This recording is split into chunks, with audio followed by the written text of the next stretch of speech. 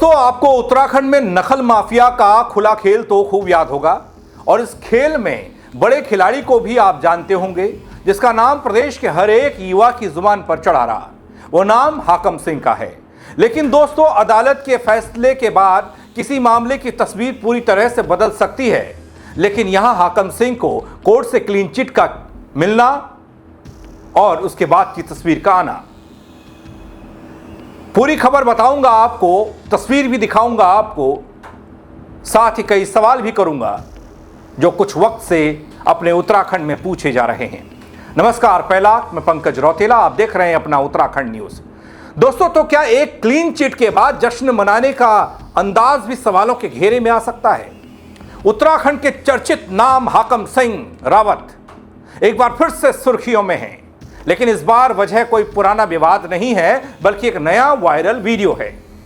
दोस्तों, हाईकोर्ट से कथित तौर पर क्लीन चिट मिलने के बाद उनका नाचते हुए वीडियो सोशल मीडिया पर तेजी से वायरल हो रहा है हाकम सिंह का, जिसके बाद एक बार फिर से बहस तेज हो गई है। आखिर ये जश्न है या फिर संदेश देने की कोई कोशिश?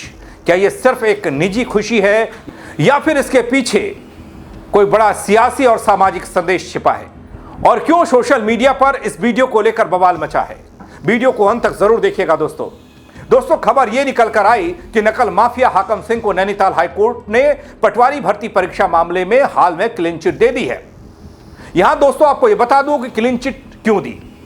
वो इसलिए क्योंकि सबूत न मिलने पर हाकम सिंह को जनवरी में बेल मिल गई थी, जिसके बाद उन्हें हाईकोर्ट ने क्लीन चिट दे दी। अब थोड़ा इस तस्वीर पर नजर दौड़ाइए।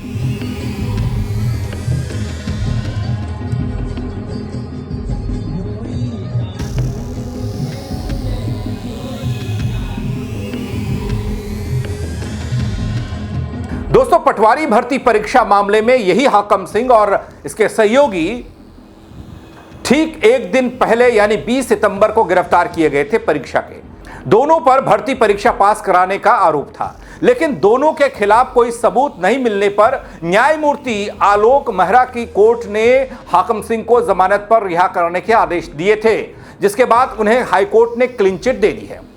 दोस्तों, इस पूरे मामले पर कोर्ट ने हाकम सिंह को क्लीन चिट मिलने पर सरकार पर निशाना साधा जा रहा है और विपक्ष का यह कहना कि बेरोजगार युवाओं के सपनों से खिलवाड़ करने वाले हाकम सिंह को सरकार की ढीली और संदिग्ध पैरवी के चलते क्लीन चिट मिल जाना सिर्फ एक कानूनी फैसला नहीं, बल्कि व्यवस्था पर सवाल है। दोस्तों, हाकम सिंह खुलेआम जश्न मना रहा है और सत्ता के गलियारे में बैठे लोग संतुष्टि दिखा रहे हैं।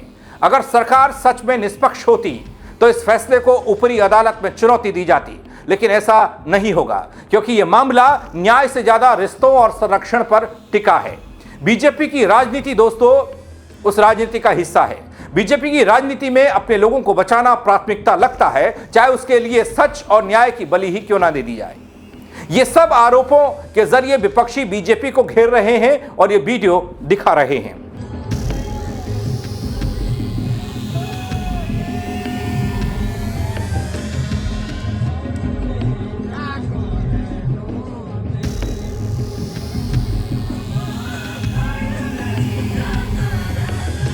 दोस्तों, उत्तराखंड में उन दिनों एक घोटाले की वजह से हलचलें तेज थी, जब रोजगार के लिए नौजवानों के पलायन की चुनौती के बीच राज्य में एक बार फिर सरकारी नौकरियों में भर्ती के एक कथित घोटाले की जांच चल रही थी। दिसंबर 2021 में हुई स्नातक स्तरीय परीक्षा के पेपर लीक होने की शिकायत की जांच एसटीएफ कर रही थी, जिसने 22 लोगों को गिरफ्तार किया था। इनमें राजनेता, पुलिसकर्मी, सचिवालय कर्मी, आउटसोर्सिंग कर्मी का साथ साथ कर्मचारी और परीक्षार्थी शामिल थे। कोर्ट कर्मचारी और कोचिंग सेंटर से जुड़े हुए लोग शामिल थे। लेकिन मामला तब ज्यादा सुर्खियों में आया था जब जिस शख्स हाकम सिंह को कथित घोटाले का मास्टरमाइंड कहा जा रहा था, उसके बारे में जो खबर निकल कर आई वो ये कि वो बीजेपी का नेता है और हाकम सिंह तमाम बड़े नेताओं का करीबी है, उनके साथ नजदीकी संबंध रखता है। इसके बाद बीजेपी ने इस मास्टरमाइंड को पार्टी से निकाल दिया। दोस्तों, उसके बाद कई बार जेल जाने और बाहर आने का सिलसिला चलता रहा और जब कोर्ट ने सबूत नहीं मिलने की वजह से क्लीन चिट दे दी तो नाचना तो बनता ही था।